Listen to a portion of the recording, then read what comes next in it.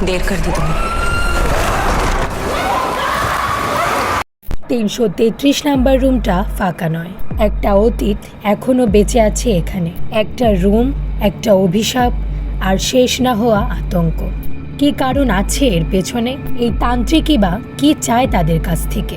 Hello everyone, welcome back to my channel realm of মোহি।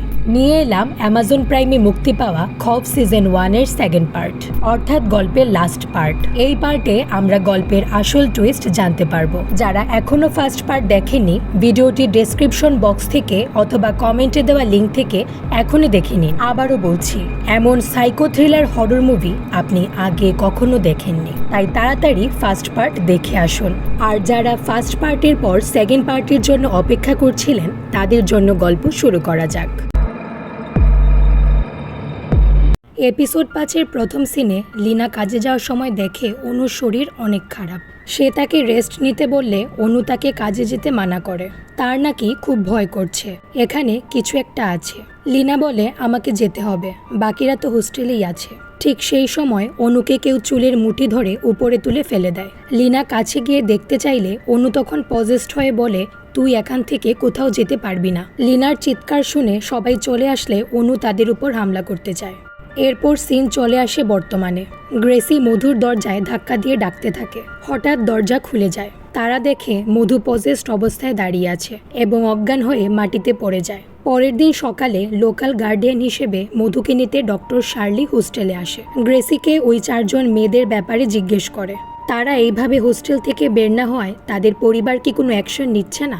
Gracie বলে, তাদের পরিবার থেকে কত হুমকির সম্মুখীন হয়েছি, কিন্তু তারা কিছুতেই হোস্টেল ছেড়ে যেতে রাজি হয় না। আপনি তো একজন সাইকিয়াট্রিস্ট, আপনিই বলুন না তাদের সমাধান কিভাবে হবে? শার্লি বলে, সমাধান তো তখনই হবে যখন সমস্যা জানব। মধু ব্যাগ গুছানোর সময় এ নিয়ে এসে গতকাল রাতের ব্যাপারে জানতে চায়। মধু বলে, আমি সত্যি জানি না আমার সাথে কি হয়েছিল, শুধু মনে আছে আমি একটি চিৎকার করেছিলাম। তারপর সে শার্লির সাথে বেরিয়ে যায়। বিকেলে মধুর খবর নিতে লীনার কাছে তান্ত্রিক আসে। লীনা বলে, কালকে রাতে মধুর সাথে কিছু একটা ঘটেছিল, আজকে তার লোকাল গার্ডিয়ানের সাথে সে চলে গেছে। তান্ত্রিক বলে সে আবার আসবে। তারপর লীনার হাতে শিশি দিয়ে বলে, শেষবারের মতো তাকে দিয়ে দিও। রাতে শার্লি মধুর পায়ের ক্ষত দেখে বলে, মনে হচ্ছে কোনো বিষাক্ত পোকা কামড়েছে। তারপর শার্লি গত রাতের ব্যাপারে জানতে চায়। মধু বলে, আমাকে কেউ পুরো শক্তি দিয়ে রুমে টেনে নিয়ে গেছিল। শার্লি বলে, তুমি কি তাকে দেখেছো? মধু বলে, আমি কারোর মুখ দেখিনি, শুধু শক্তি অনুভব করেছি। শার্লি বলে, এসব তোমার মনের ধারণা, যা তোমার ভয় থেকে সৃষ্টি হয়েছে। মধু বলে, হোস্টেলের সবার বিশ্বাস ওই রুমে কিছু আছে, আর ওই 4 জন মেয়ের শরীরে প্রায়ই আমি অনেক ক্ষত দেখি। রাতে শার্লি গ্রেসিকে কল করে বলে সে ওই 4 জন মেয়ের সাথে দেখা করতে চায়। মাঝরাতে কিয়ারা কিচেনে আসলে মধুকে অ্যাবনর্মালভাবে দাঁড়িয়ে থাকতে দেখে। কাছে গিয়ে মধুকে ডাকলে মধু পজেসড অবস্থায় বলে, চলে যায় এখান থেকে। কিয়ারা ভয়ে দ্রুত সেখান থেকে চলে যায়। পরের দিন শার্লি একে একে ওই 4 জন মেয়ের সাথে কথা বলে। লীনা জানায় অনুর সাথে তার ভালো ফ্রেন্ডশিপ ছিল। সে আর অনু হোস্টেল থেকে চলে যাওয়ার প্ল্যান করছিল, কিন্তু হঠাৎ অনুর ব্রেকআপ হয়ে যাওয়ায় অনু পুরো ভেঙে পড়েছিল। তারপর রিমাকে শার্লি জিজ্ঞেস করে, তুমি এই অবস্থায় কেন হোস্টেলে পড়ে আছো? রিমা বলে, আমার হাজব্যান্ড ভাবে আমি নাটক করছি। এই হোস্টেল থেকে এক পা বেরোতে চাইলে আমি জানি আমার অবস্থা কি হয়। তারপর হোস্টেলের অন্যান্য মেয়েদের জিজ্ঞাসাবাদ করলে জানা যায় আগে সবকিছু ঠিকঠাকই ছিল, কিন্তু নিউ ইয়ারের পরের দিন থেকেই অনু আর তার গ্রুপের মেয়েদের এমন আজব ঘটনা শুরু হয়। তারপর শার্লি তাদের 4 জনকে নিয়ে গেটের কাছে আসে এবং তাদেরকে বলে গেট থেকে বের হতে। তখন কোমল সাহস করে এগিয়ে যায়। গেট ক্রস করার কিছুক্ষণের মধ্যেই কেউ তার গালে আঁচড় বসিয়ে দেয়।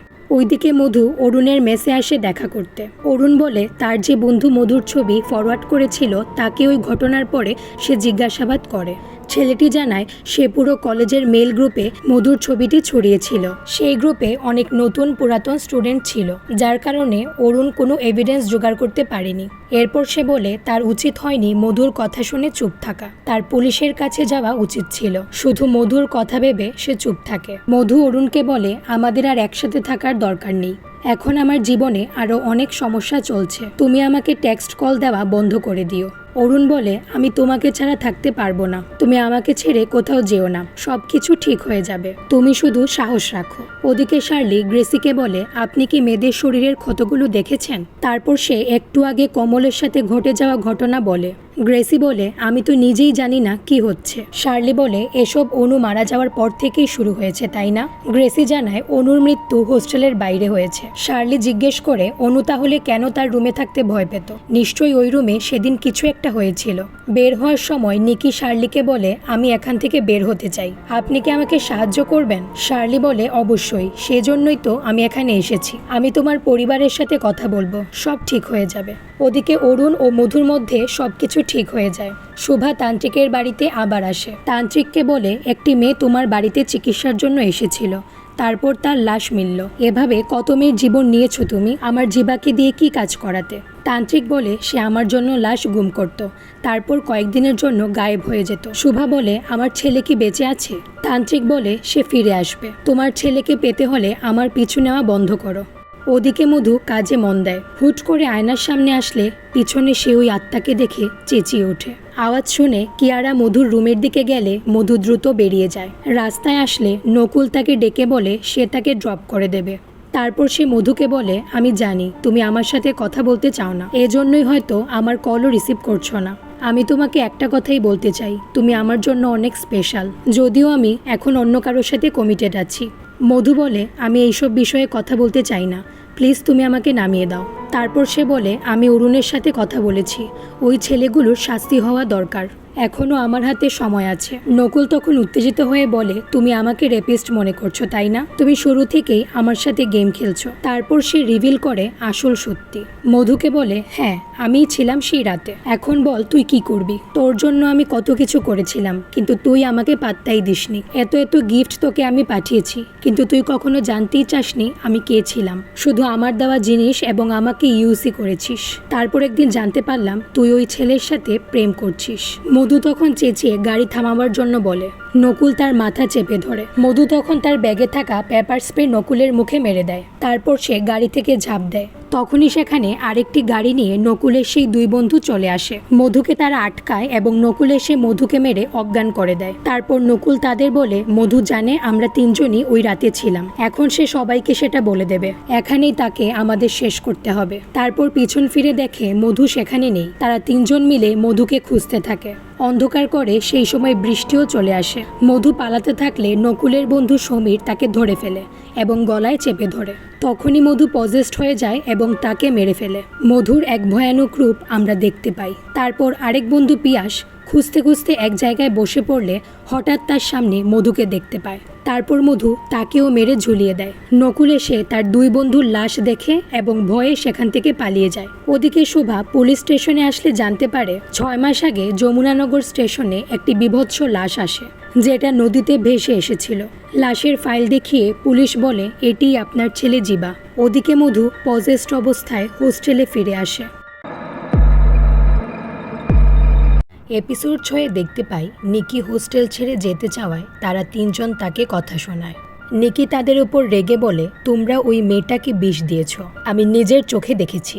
কমল বলে, তাহলে আমরা নিজেরা মরে যাই। নিকি বলে, নিজেদের জীবন বাঁচাতে অন্য একজনের ক্ষতি করছো তোমরা, এটা ঠিক নয়, আমি আর এখানে থাকতে চাই না। তখন তারা বাইরে আওয়াজ শুনতে পায়। দরজা খুলে দেখে মধু ওই 333 নাম্বার রুমের সামনে দাঁড়িয়ে।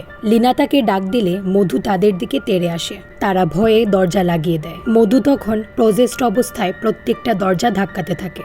ওদিকে শোভা তার ছেলের মৃত্যুতে ভেঙে পড়ে। গ্রেসি তাকে সান্ত্বনা দেয়। শোভা জানায় নিউ ইয়ারের আগের দিন রাতে শেষবারের মতো জিবার সাথে তার দেখা হয়েছিল। গ্রেসি বলে, কিভাবে মারা গেল, কিছু জেনেছিস? শোভা বলে, লাশের অবস্থা খুবই খারাপ ছিল, কেউ হয়তো মেরে নদীতে ভাসিয়ে দিয়েছে। গ্রেসি বলে, ওই তান্ত্রিকটি হয়তো কিছু করেছে। শোভা বলে, তান্ত্রিকের বিষয়ে পুলিশকে বললে সব দোষ জিবার উপরে পড়বে, কারণ সেই তান্ত্রিককে মেয়ে জোগাড় করে দিত এবং লাশ গুম করত।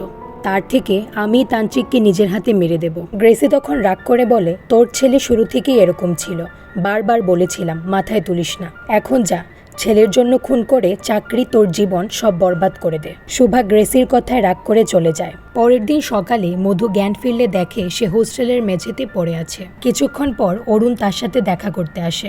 মধুর গালে ক্ষত দেখে সে জিজ্ঞাসা করে কি হয়েছে। মধু তখন অরুণকে নকুলের ব্যাপারে সব বলে দেয়, যে ওই রাতে নকুল আর তার বন্ধুরা মিলেই তাকে নির্যাতন করেছিল। অরুণ বলে, তুমি আগে কেন আমাকে নকুলের বিষয়ে বললে না?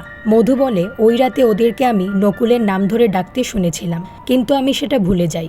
এখানে আসার পর বারবার আমার স্বপ্নে সেটা আসে। আমি ভেবেছিলাম হয়তো সেটা আমার মনের ভুল, কিন্তু কালকে নকুল নিজে সেটা স্বীকার করেছে। অরুণ তখনই পুলিশের কাছে যেতে চাইলে মধু তাকে বলে আমি নকুলের বন্ধুদের মেরে ফেলেছি, এবং এও বলে আমার মনে হয় এই কাজে অনুর আত্মা আমাকে সাহায্য করেছে। অরুণ বলে কিন্তু কালকে যখন সন্ধ্যায় বেলার সাথে আমার কথা হয় নকুল বেলার সাথে ছিল, তোমার হয়তো কোথাও ভুল হচ্ছে। মধু তখন কিছু বুঝতে না পেরে কান্না করতে থাকে।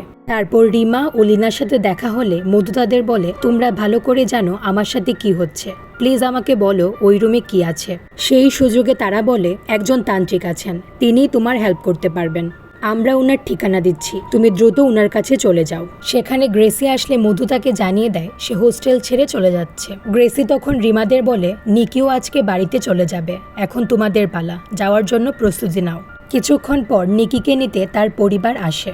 ডক্টর শার্লি তাকে সান্ত্বনা দেয়, তার পরিবারকে বলে নিকি একটা ট্রমার মধ্যে আছে, এখান থেকে বের হয়ে সোজা হসপিটালে চেক আপ করানো হবে। বের হওয়ার আগে নিকিকে ঘুমের ইনজেকশন দেওয়া হয়। নিকি তার বোনকে বলে যদি এখান থেকে বের হওয়ার পর আমার কিছু হয় তাহলে আবার আমাকে হোস্টেলে নিয়ে এসো, না হলে আমি হয়তো মারা যাব। এই কথা বলেই সে ঘুমিয়ে পড়ে। তাকে অ্যাম্বুলেন্সে করে নিয়ে যাওয়া হয়। তাদের সাথে পিছনের গাড়িতে গ্রেসি ও শার্লিও বের হয়। ওদিকে পুলিশ জঙ্গল থেকে নকুলের বন্ধুদের লাশ উদ্ধার করে। মধু তান্ত্রিকের বাড়ির সামনে আসে। বাবন তাকে ভেতরে নিয়ে যায়। তান্ত্রিক মধুকে দেখে খুশি হয়ে যায়। মধু তখন তার হোস্টেলের বিষয়ে তান্ত্রিককে বলতে থাকে। কথাবার্তার মাঝখানে ঘরের দরজা জানলা সব বন্ধ হয়ে যায়। মধু তখন ভয়ে বের হতে চায়, কিন্তু পারে না।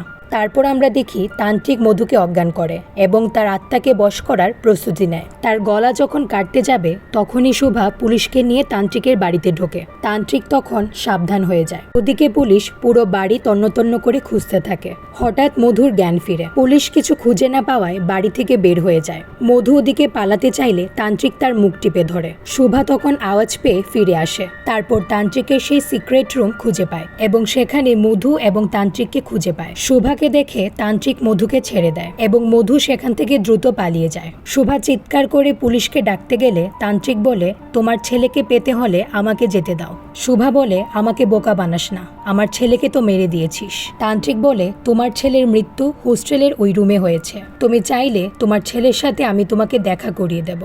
তারপর তান্ত্রিক সেখান থেকে পালিয়ে যায়। ওদিকে চেক আপ করার জন্য নিকিকে হসপিটাল নেওয়া হয়। প্রথমে সবকিছু ঠিকঠাক থাকলেও হঠাৎ কিছু একটা গন্ডগোল হয়ে যায়। সব যন্ত্রপাতি কাজ করা বন্ধ করে দেয় এবং নিকির মাথা ফেটে সেখানেই সে মারা যায়। হোস্টেলে সেই খবর আসলে তারা তিনজন পুরো ভেঙে পড়ে। তাদের সব আশা শেষ হয়ে যায়। ওদিকে হসপিটালে মধু ভর্তি থাকে। অরুণ তাকে বলে চলো আমরা গোয়ালিয়র ফিরে যাই। মধু তাকে মানা করে। কিছুক্ষণ পর বেলা মধুকে দেখতে আসে। অরুণ বাইরে আসলে সেখানে নকুল আসে এবং মধুর খবর জানতে চায়। অরুণ তাকে দেখে রেগে তার গলা চেপে ধরে এবং বলে ওই দিন তুই ছিলি তাই না? নকুল অরুণকে বলে পুলিশের কাছে আমার ব্যাপারে বলতে চাইলে বলে দিস, আমিও বলে দেব মধু আমার বন্ধুদের মেরেছে।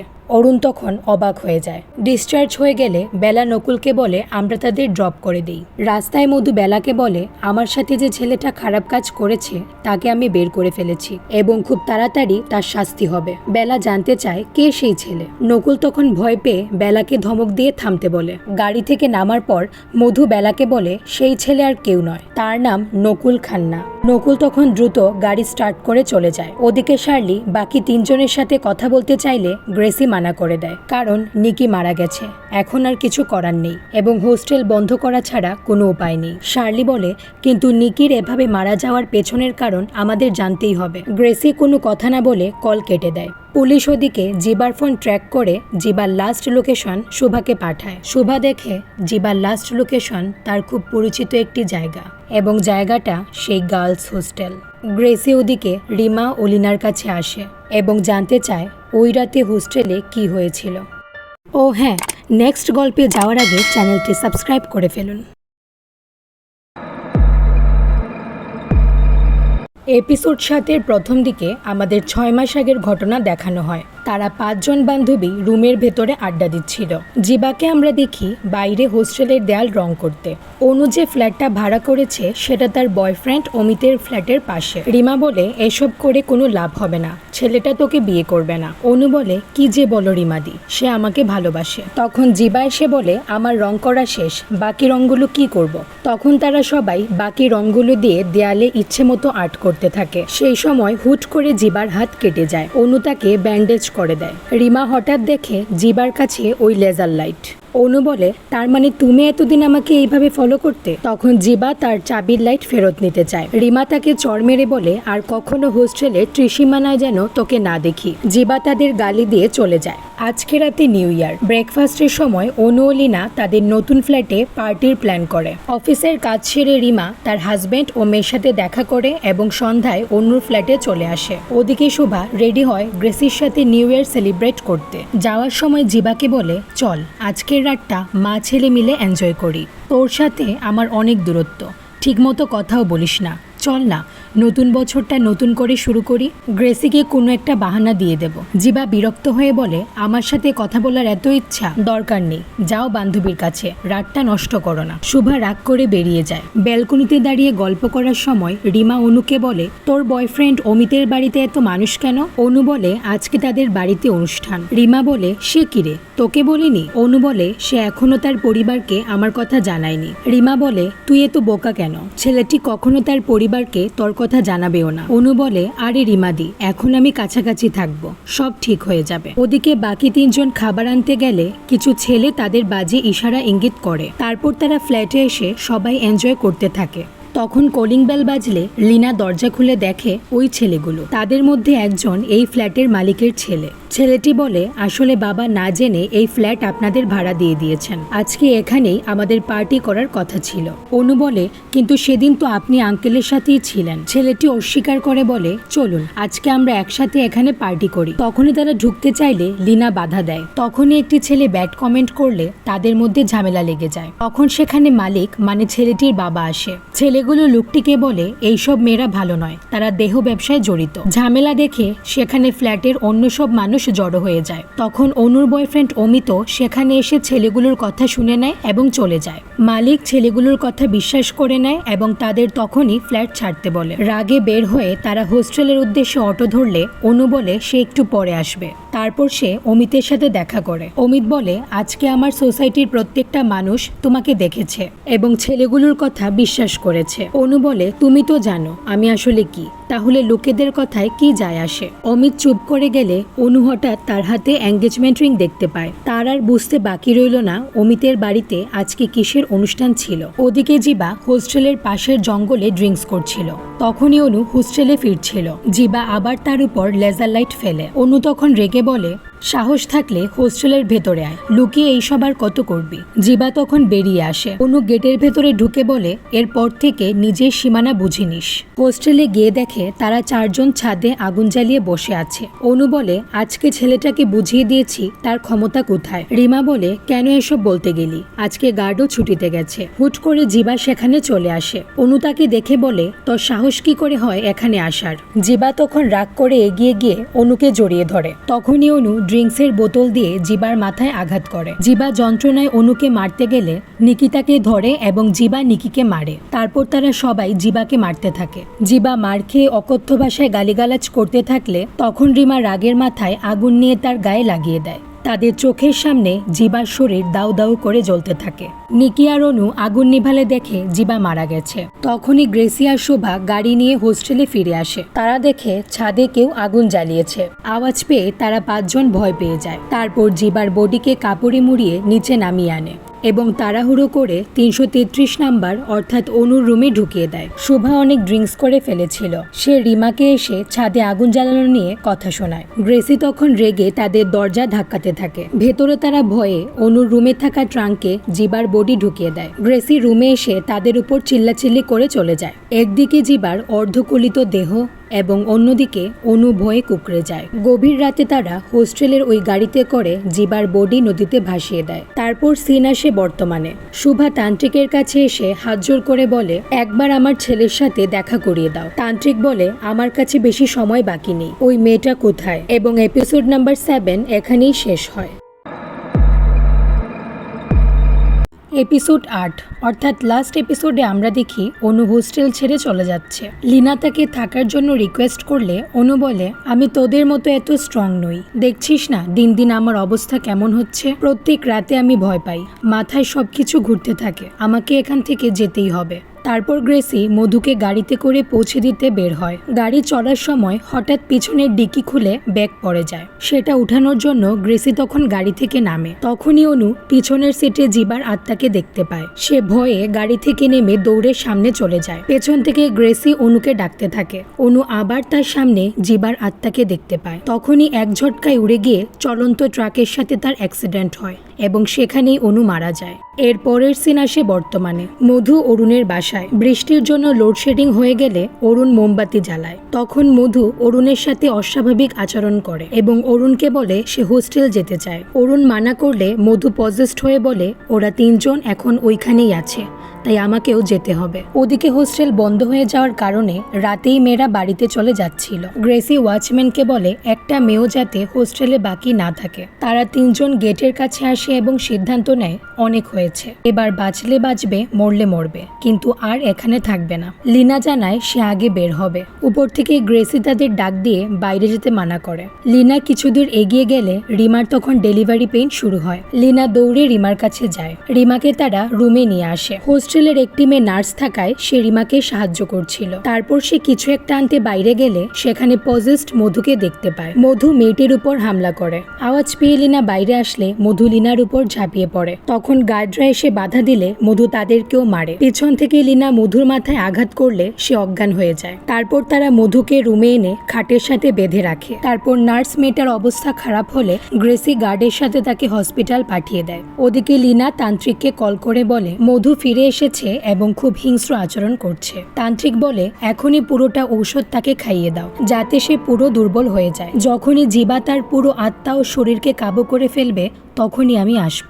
লিনা ও কোমল মিলে মধুকে ওই ঔষধটা খাইয়ে দেয়। সাথে সাথে মধুকে জিবা গ্রাস করতে আসে। মধুকে বলে আমি তোর স্বপ্ন দেখেছি, তুই কি চাস সেটা জেনেছি, তুই বদলা নিতে চাস তাই না? তখন মধু একটা ভিশন দেখতে পায় যেখানে ওই ছেলেরা তাকে টর্চার করছিল। জিবা এসব দেখিয়ে মধুকে আস্তে আস্তে দুর্বল করার চেষ্টা চালায়। ওদিকে শুভা তান্ত্রিককে নিয়ে হোস্টেলে আসে। শুভা গ্রেসিকে এসে বলে তুই আমার জিবাকে ওই দিন হোস্টেলের কাজে লাগিয়েছিলি তাই না? না হলে হয়তো ওই মেয়েদের সাথে তার দেখাই হতো না। ওই মেয়েগুলো আমার ছেলেকে মেরে দিয়েছে, তুই সেটা জানতিস। গ্রেসি বলে আমি এসবের কিছুই জানতাম না, ওই রাতে আমি তোর সাথেই ছিলাম। শুভা তাকে বিশ্বাস করে না এবং বলে সবাইকে এর প্রতিদান দিতেই হবে। তারপর সে মধুর রুমে আসে। মধুকে যন্ত্রণায় কাতরাতে দেখে সে কাছে গিয়ে বলে জিবা তুই এসেছিস? ওদিকে গাড়িতে তান্ত্রিকের অবস্থা খারাপ হতে থাকে। সে হোস্টেলে ঢুকলে গ্রেসি তাকে দেখে মারতে গেলে ধস্তাধস্তি করে দুজন নিচে পড়ে যায় এবং গ্রেসির মাথা ফেটে যায়। ওদিকে মধু জিবার আত্মার সাথে লড়াই করতে থাকে। জিবা তার সামনে সে ভিশন নিয়ে আসে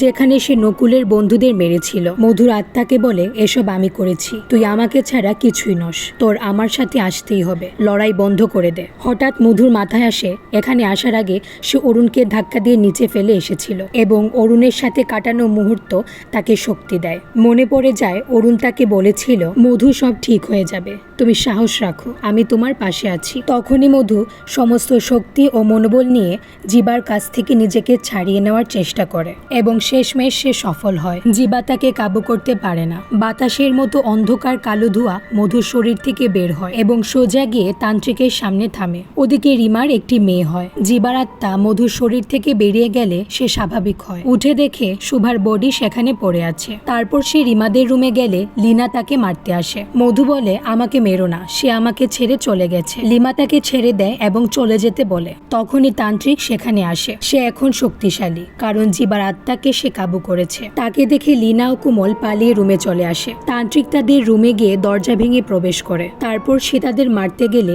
মধু পেছন থেকে এক কোপে তান্ত্রিকের গলা কেটে দেয়। এরই সাথে শেষ হয় ওই ভয়ঙ্কর অভিশপ্ত রাত। পরের দিন সকালে তারা তিনজন অবশেষে হোস্টেল থেকে বেরিয়ে যাচ্ছিল। শার্লি রিমাকে বলে, এখন কি তোমরা বাইরে সেফ থাকবে? রিমা একটি দীর্ঘশ্বাস নেয় এবং বলে, এখন আমরা সম্পূর্ণ নিরাপদ। তারপর শার্লি মধুকে বলে, চলো, আমাদেরও সময় হয়ে গেছে। তারপর 1 মাস কেটে যায়। রিমার 2 মেয়েকে নিয়ে তারা তিনজন আনন্দের সময় কাটায়। তাদের জীবনের কালো অভিশাপ কেটে গেছে। ওদিকে হসপিটালে অসুস্থ অরুণের পাশে মধু অপেক্ষা করতে থাকে। নকুলের বিয়ের দিন পুলিশ এসে তার বন্ধুদের খুনের ব্যাপারে জিজ্ঞাসাবাদ করে। নকুল জানায় সে ওই দিন তার বন্ধুদের সাথে ছিল না। তারপর সে সেখান থেকে উঠে চলে যায়। রুমে এসে ফ্রেশ হলে সে পজেসড অবস্থায় মধুকে তার রুমে দেখতে পায়। মধু বিভৎস অবস্থায় তার দিকে এগিয়ে আসছিল। নিচে বিয়েবাড়ির মানুষের ভিড়ে হুট করে নকুল উপর থেকে পড়ে মারা যায়। ওদিকে মধুকে আমরা হসপিটালেই দেখতে পাই। সে একটা ক্রিপি লুক দেয় এবং সেই সাথে খফ সিজন 1 শেষ হয়। মধুর শরীরকে কাবু করতে না পেরে জীবার আত্মা তান্ত্রিকের শরীরে প্রবেশ করেছিল এবং তার হত্যার প্রতিশোধ নেওয়ার জন্য ওই 3 জন বান্ধবীকে মারতে গিয়েছিল, কিন্তু সেটাও সে পারল না। কিন্তু এখন নকুলকে মারার পেছনে কে ছিল? জীবা কি তান্ত্রিকের শরীর থেকে মধুকে আবার বশ করেছে, নাকি মধুর ভেতরে অন্য কেউ আছে? ডিরেক্টর সিজন 1 এর জন্য এতটুকু গল্পই রেখেছেন। যদি সিজন 2 আসে তাহলে আমরা এই রহস্য জানতে পারবো। হরর মুভি এক্সপ্লেনেশন কেমন লেগেছে কমেন্টে জানান এবং ভিডিওতে লাইক করতে ভুলবেন না। এরকম আরও গল্প পেতে চ্যানেলটি সাবস্ক্রাইব করে রাখুন। ততক্ষণ পর্যন্ত ভালো থাকুন এবং সিনেমাকে ভালোবাসুন।